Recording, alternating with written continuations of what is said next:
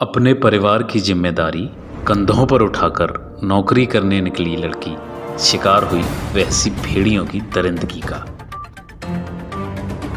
एक बेटी के टूटते सपनों और बिखरते अरमानों की ऐसी खौफनाक दास्तान जिसने पिछले 3-4 दिनों से देवभूमि उत्तराखंड से लेकर दिल्ली तक को हिलाकर रख दिया। नमस्कार, मैं हूं सुमित कुमार और आप देख रहे हैं crime diary with Sumit.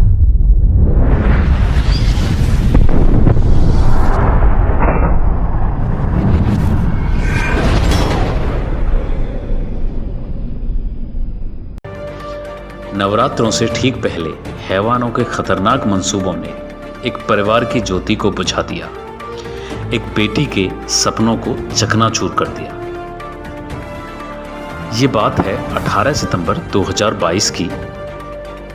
Rishikesh से करीब 8 किलोमीटर की दूरी पर एक रिजॉर्ट है जिसमें अंकिता भंडारी नाम की एक 19 साल की लड़की रिसेप्शनिस्ट की जॉब करती है जो गायब हो जाती है। अगले दिन 19 सितंबर को सुबह करीब 11 बजे जो रिजॉर्ट का मालिक है जिसका नाम है पुलकित आर्या, लोकल पुलिस स्टेशन जाता है और अंकिता की गुमशुदगी की रिपोर्ट दर्ज करवा देता है, जिसमें वो बतलाता है कि अंकिता कल रात तक अपने कमरे में थी, लेकिन सुबह जब उसको स्टाफ ने चेक किया तो वो वहाँ नहीं थी और उसका फ़ोन स्विच ऑफ है।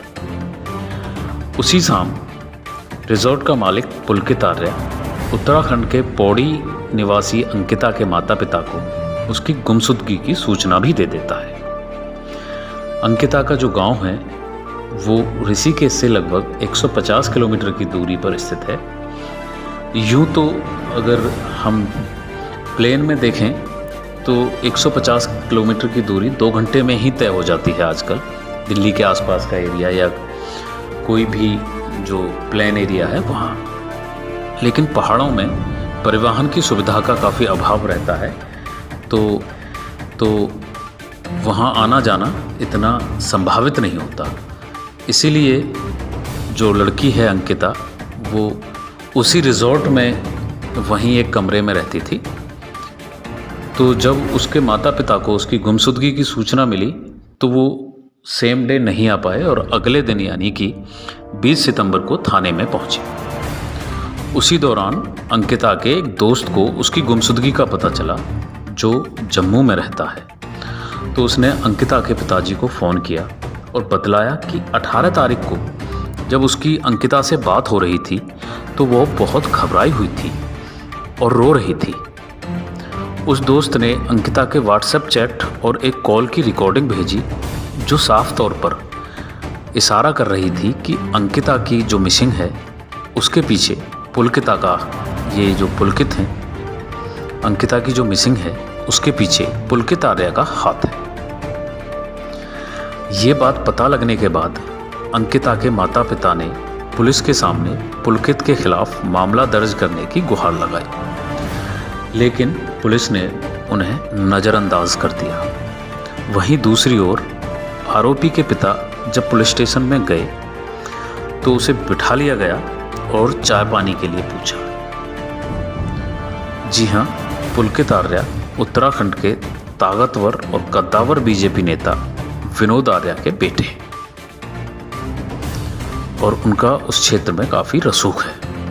इस वजह से पुलिस ने उस पर हाथ डालना उचित नहीं समझा। वहीं जब ये 2-3 दिन से मामला सोशल मीडिया में गरमाने लगा तो अंकिता के माता पिता को किसी ने बताया कि आप क्षेत्र के डीएम साहब से मिलिए, शायद वहाँ आपकी सुनवाई हो। इसी उम्मीद में पुलकिता के माता पिता डीएम साहब के दफ्तर में पहुँच गए और उन्हें सारी बात बताई। तो डीएम साहब ने क्या किया, एफआईआर दर्ज करने के लिए एक आदेश पुलिस स्टेशन को भेज दिया और उनके आदेश पर एफआईआर तो दर्ज कर ली गई, लेकिन ना तो रिजॉर्ट के मालिक से यानी आरोपी पुलकित आर्या से कोई पूछताछ की और ना ही मौके का विजिट किया गया। अब बीजेपी नेता का नाम जब इस मामले में आया तो धीरे धीरे यह मामला नेशनल मीडिया में भी आने लगा और उसके बाद हंगामा शुरू हो गया। तो पुलिस ने 23 सितंबर को आरोपी पुलकित आर्या को गिरफ्तार कर लिया। और जब कड़ाई से पूछताछ की तो पूछताछ में पता चला कि रिजॉर्ट का मैनेजर और एक अन्य स्टाफ भी उसी दिन से गायब है जिस दिन से अंकिता गुमशुदा हुई है। अब उनकी तलाश की गई तो नज़दीकी वो मिल गए और पुलिस ने उन दोनों को अरेस्ट कर लिया। और जब उनसे भी सख्ती से पूछताछ की गई तो उन्होंने कबूल कर लिया कि 18 सितंबर को ही अंकिता भंडारी की हत्या कर दी गई थी। ये सुन के अंकिता के माता पिता के पैरों के नीचे से जमीन खिसक गई, बेचारे बड़े दुखी हुए। अब जब और पूछताछ हुई तो पुलकित आर्या ने बतलाया कि उसकी अंकिता से किसी बात पर कहासुनी हो गई थी, तो वह अंकिता का मूड ठीक करने के लिए उसे ऋषिकेश के एक बैराज पर लेकर गया था और साथ में अन्य दोनों आरोपी भी गए थे।